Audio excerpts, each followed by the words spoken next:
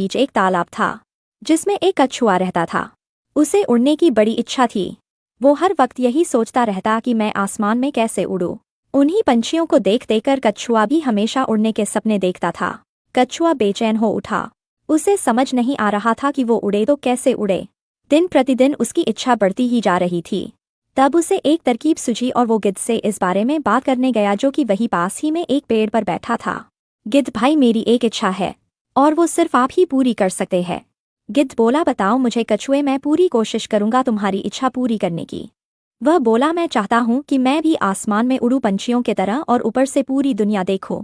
गिद्ध बोला, इसके लिए तो पंखों की जरूरत होती है और वो तो तुम्हारे पास है ही नहीं। गिद्ध ने कहा कि इससे तुम्हारी जान को खतरा हो सकता है। पर कछुए ने गिद्ध की एक बात नहीं मानी। कछुए की इच्छा पूरी करने के लिए गिद्ध ने उसे अपने पंजों में फंसाया और उड़ाकर ऊपर ले गया। तभी कछुआ बोला, गिद्ध भाई, यहाँ से सब कुछ कितना सुंदर दिखता है, बादल भी हमारे कितने करीब है, आप बस थोड़ा और ऊपर ले जाकर अपनी पकड़ ढीली कर देना। गिद्ध के समझाने पर भी कछुआ नहीं माना, तो थोड़ा ऊपर जाकर गिद्ध ने अपनी पकड़ ढीली कर दी और कछुआ नीचे गिरने लगा। कछुआ बोला, अरे वाह, अब तो मैं भी उड़ रहा हूँ, मजा आ गया। फिर वह घबराया और बोला, अरे अरे, ये क्या, मैं उड़ नहीं, मैं तो गिर रहा हूँ। गिद्ध भाई, बचाओ मुझे, पकड़ो नहीं तो मैं मर जाऊंगा। जैसे ही वह नीचे जमीन पर गिरा तो रोने लगा कि अरे मर गया, मैंने ये क्या किया, कितना बेवकूफ हूँ मैं भी।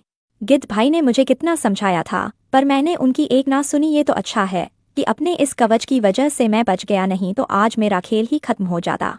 इस तरह कछुआ को अपनी गलती का एहसास हुआ कि जिद में आकर कोई काम नहीं करना चाहिए। उसने ऐसी गलती फिर कभी नहीं की और वो तालाब में ही खुशी खुशी रहने लगा।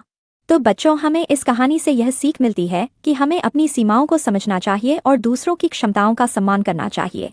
अगर आपको कहानी अच्छी लगी तो हमें लाइक, सब्सक्राइब और शेयर करें।